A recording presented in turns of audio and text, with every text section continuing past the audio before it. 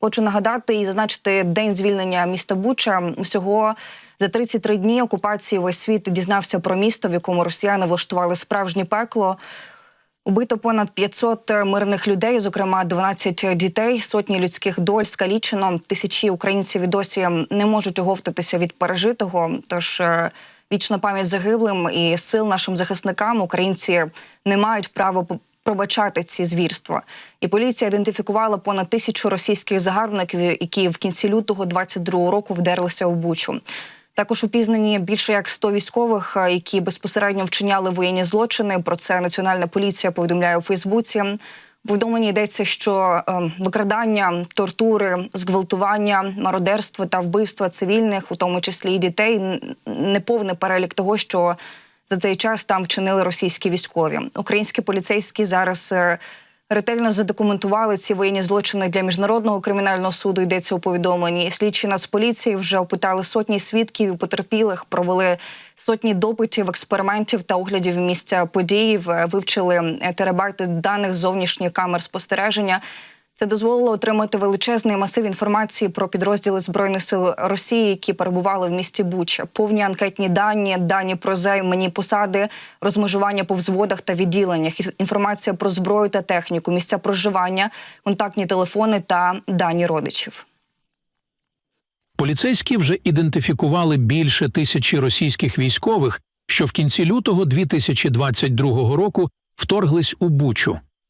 Отримана інформація дозволила нам накласти маршрути руху окупантів з конкретним часом та місцем, а це, в свою чергу, дало можливість ідентифікувати знаходження конкретного підрозділу на місці злочину під час його вчинення. Ми змогли розібрати повну структуру ударних угрупувань окупантів, так званих БТГР – батальйонно-тактичних груп, структуру їх керівництва, види та розмежування техніки та озброєння.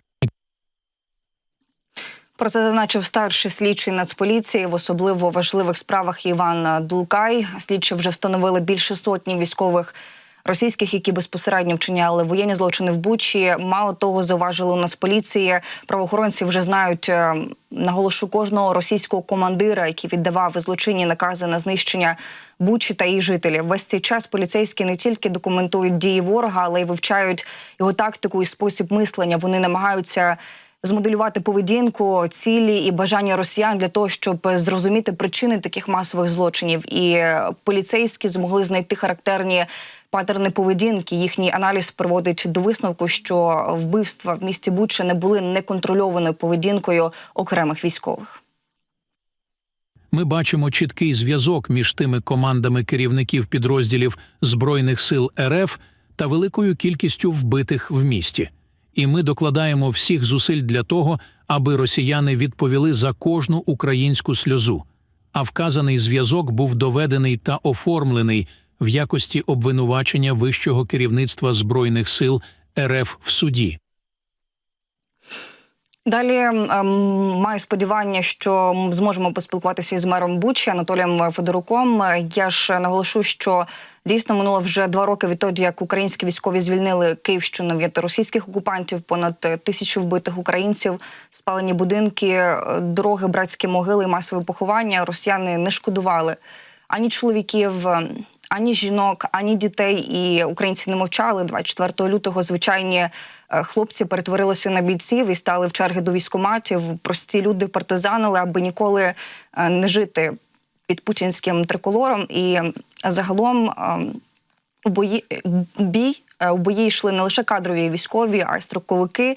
Звичайні хлопці ставали воїнами. Жінки разом з іншими цивільними у цей час робили коктейлі Молотова, бо теж готувалися до, так би мовити, теплого, в лапках, прийому окупантів. Строковики робили свої перші бойові постріли і доводили, що непобідіме аналогів нет, можна знищити. І це так відбувалося. Я ж і нагадаю, як відбувалася висадка першого російського десанту на Київщині та перші бої. Першими свідками того, як в аеропорту Антонов почав висаджуватися російський десант, стали мешканці усіх ближніх населених пунктів. Це Гостомель, Ворзель, Гаврилівка. Це тривало майже 1,5 доби. І від ранку 24 лютого до вечора 25-го місцеві нарахували тоді близько 2000 десантників та близько 150 гвинтокрилів.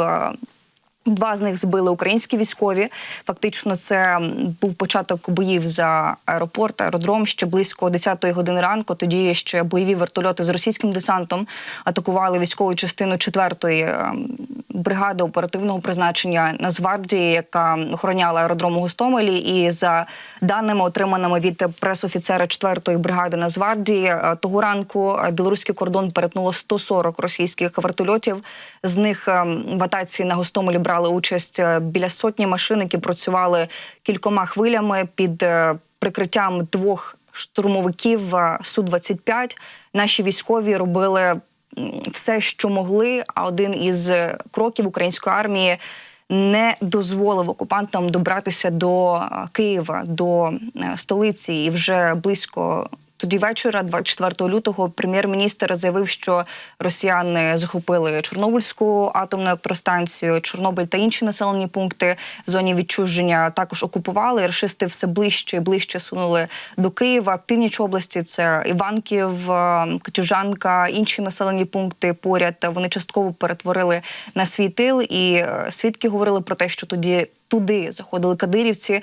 Ключовими ж для росіян залишалися Гостомель, Ірпінь та Буча. І вже вранці 25 лютого на Свято-Покровській вулиці в місті Гостомель очевидці побачили колону російської техніки, і на перехресті дороги на Ірпінь розбили українські військові. Точилися бої із аеропорту, про які я вже сказала, Антонов. Вже згодом ми дізналися про нашу понівечену мрію Ан-225. Українські захисники тоді ще 25 лютого підірвали міст через річку Ірпінь, щоб не допустити прориву російських військових до Києва. Також, щоб ворог не пройшов до столиці, було підірвано дамбу на в'їзді до села Козаровичі Вишгородського району. Внаслідок цього річка вийшла з берегів та затопила Демидів. 26 лютого перша колона російських окупантів намагалася пробитися до селища Немішаєва. Це по дорозі на Ворзелі. Того ж дня окупанти захопили там пологовий будинок і налягли на Бородянку. Місто опинилося на їхньому шляху до столиці, хоча саме тут жодного військового об'єкту не було. Те, що у місті побачили вже після звільнення, шокувало увесь світ. Руйнування у Бородянці називають одним із наймасштабніших на Київщині. Як описували журналісти різних іноземних ЗМІ, BBC, руйнування у центрі Бородянки – це найгірше, що бачили взагалі на Київщині, навіть у порівнянні з Бучою та Ірпенем, де точилися запеклі бої. Тим часом ж у ці дні були серйозні бої неподалік у Василькові. Прорив стався і до Києва біля метро Берестейська. Українські військові знищили російську техніку. Росіяни у цей час з градів обстрілювали місто Ірпінь. І вже 27 лютого окупанти повністю захопили Немішаєве та Ворзель. Паралельно, стираючи Бучу, місто було під постійними обстрілами, і від 28 лютого по 5 березня росіяни намагалися взяти Бучу та Ірпінь. Після тривалих боїв їм це не вдалося. Усі ми пам'ятаємо, як колона російської військової техніки зайшла на вулицю Вокзальна 27 лютого. Тоді вдалося спинити прорив ворога в напрямку столиці. І вже від початку березня російські війська з іншого боку оточили місто і повністю окупували місто Буча. Вже 8 березня і навіть раніше у Бучі, Ворзелі та Гостомелі повністю зникло світло, газ та опалення. І ситуацію називали фактично гуманітарною катастрофою. Увесь цей час люди не могли виходити з укриттів ні на мить. Хто ризикував, здебільшого не поверталися, комусь щастило. І від 9 березня окупанти нарешті дозволили прибрати з вулиць Бучі тіла людей, які загинули під час обстрілів. Частину Ірпеня у цей час теж контролювали російські війська, там йшли активні вуличні бої. А волонтери власними силами намагалися вивозити людей з-під обстрілів. І у Бучі окупанти продовжували вишукувати тих, хто, на їх думку, мав відношення до Збройних сил України, розстрілювали і катували.